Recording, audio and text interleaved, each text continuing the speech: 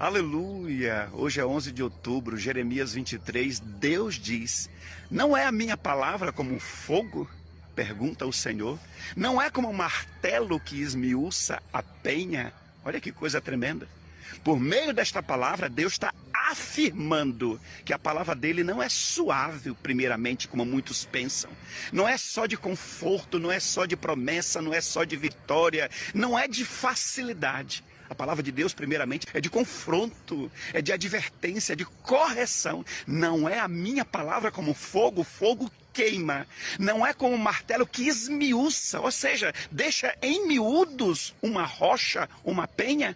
Não é como muitos estão pensando por aí, que o evangelho é só promessa, é só vitória, de que Deus aceita tudo, que Deus permite tudo. Aonde as pessoas encontram base para dizer que estão servindo a Deus e estão na prática do pecado, dizendo que andam em santidade, mas continuam fazendo aquilo que é errado. Oh, meus amados, não se deixem enganar. Deus é santo e quer que nós venhamos andar em santidade. A palavra de Deus não é fácil. A gente obedece ela, depois é abençoado. Na verdade, nós estamos vivendo um tempo onde todos estão desconsiderando a palavra de Deus, ignorando, rejeitando. Eu estive num estabelecimento esses dias aí, onde todo mundo lá diz que é crente e até mesmo tem cultos, tem ministrações, o povo diz que é convertido, tem uma igreja. E, no entanto, lá, os pagodão rolando, vende bebida. Como é que pode isso? Comércio de pessoas que se dizem até líderes cristãos, vendendo bebida, vendendo fumo. Meu Deus do céu. Agora apareceu também na internet aí uma igreja onde tinha um monte de gente de academia, todo mundo com roupa, se expondo, mas é normal. Vemos agora esses dias um homem no meio da rua com uma Bíblia, todo engravatado, como se fosse um cristão, até mesmo pode ser um líder, e fumando cigarro. E Deus aceita tudo isso? 2 Coríntios 6 diz um negócio assim muito forte. Não entre em jugo desigual. Não há comunhão entre crentes e descrentes, entre luz e as trevas. Meu Deus do céu, não há ligação com as coisas de Deus e com Belial. Então agora, como é que as pessoas vão fazer em relação a essa palavra? Que estão dizendo servir a Deus, dizendo ser cristão, dizendo ser líderes, estão comungando com as trevas, com a bebida, com o fumo, com a prostituição. Que engano diabólico é esse? Ouvindo música mundana, chamando palavrão. Mas eu continuarei dizendo, sabe por quê? A maioria das pessoas querem ser aceitas por todos. Só quem aceitam esse tipo de coisa para que sejam aceitos por outros, mas podem ser rejeitados, serão rejeitados por Deus. João 15, o próprio Jesus disse: se o mundo vos odeia, lembre-se que odiou a mim antes de vocês. Se vocês fosseis do mundo, o mundo vos amaria. Em outras palavras, Jesus está dizendo, o mundo vos aceitaria. Se vocês, eu vou dizer pela palavra, se o mundo tem aceitado vocês com muita facilidade, tem alguma coisa errada. Será se vocês não estão sendo coniventes com as coisas do mundo, com as práticas mundanas, com as práticas das trevas, como ele está dizendo lá? Não há comunhão entre luz e trevas. E as pessoas estão lutando para que todo mundo os aceite. Se está dizendo que o mundo odiou a Jesus, é uma lógica, queridos. Até porque nós vamos estar pregando o evangelho, confrontando, alertando, exortando. E quem quer ser convencido do pecado, da injustiça, das coisas erradas? Ninguém.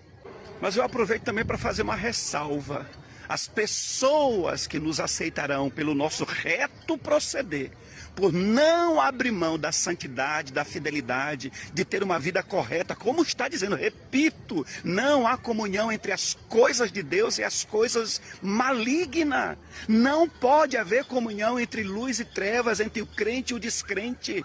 Evidentemente, aqueles que tiver, digamos, o coração propenso, um coração quebrantado para conhecer, para ser liberto, para ser transformado, esses vão se aproximar de nós, mas pelo nosso proceder correto, eles vão desejar ser iguais a nós. Então nós não temos que facilitar para ninguém. Porque a pessoa não é ímpia, eu vou beber como ele está bebendo, vou fumar como ele está, vou fazer a prática que ele está tendo. Não, nós temos que manter a santidade, e é por essa santidade que muitos virão para o Senhor Jesus. Evangelho de João, capítulo 8, Jesus diz: aquele que é de Deus ouve a voz de Deus.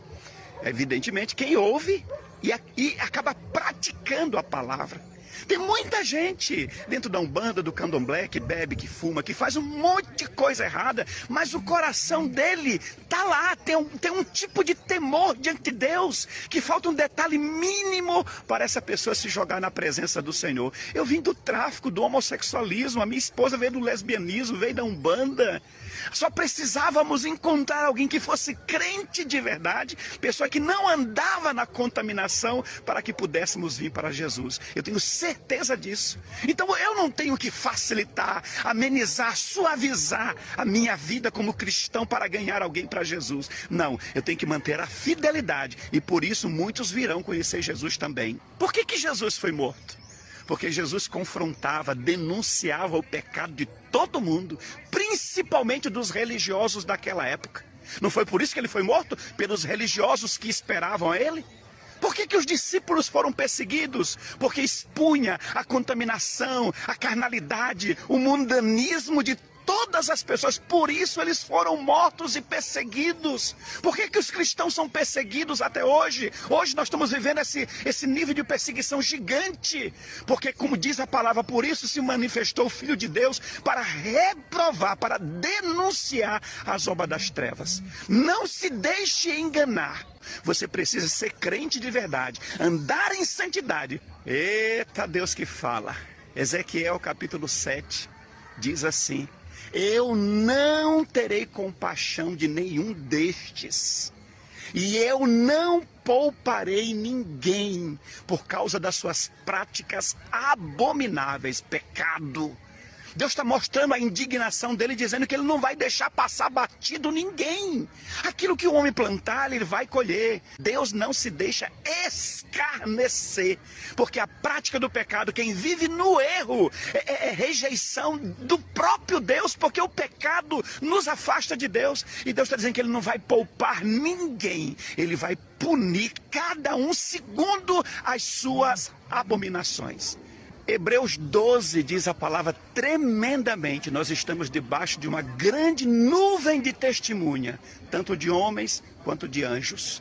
Todo mundo está de olho em mim e em você, no nosso proceder, nas nossas atitudes, no nosso comportamento, no nosso exemplo de cristão que dizemos que nós temos. Está todo mundo olhando para nós. E como diz a palavra, andar como Jesus andou. Esse é o seu modelo de vida cristã.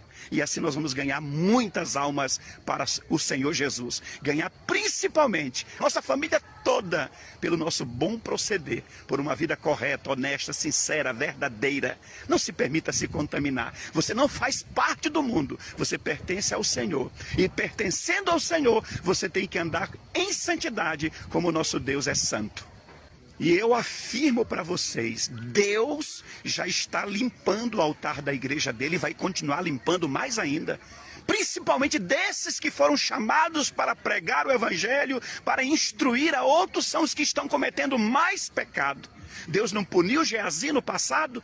Deus não tirou Saul do trono? Deus não puniu Ananias e Safira? E quantos outros mais foram tratados por Deus? E eu quero deixar bem claro, ninguém vai escapar da justiça de Deus. Então, em nome de Jesus, se você realmente quer ganhar a sua família, quer ser o exemplo de vida cristã para outros, ande em santidade, porque Deus, com certeza, Ele vai limpar o altar da igreja dele, Ele vai purificar, Ele vai transformar a igreja dele no instrumento de santidade. Como Jesus disse, a casa do Senhor será chamada casa de oração para todos os povos. Mas principalmente, nós temos que andar em santidade e ser exemplo de vida cristã.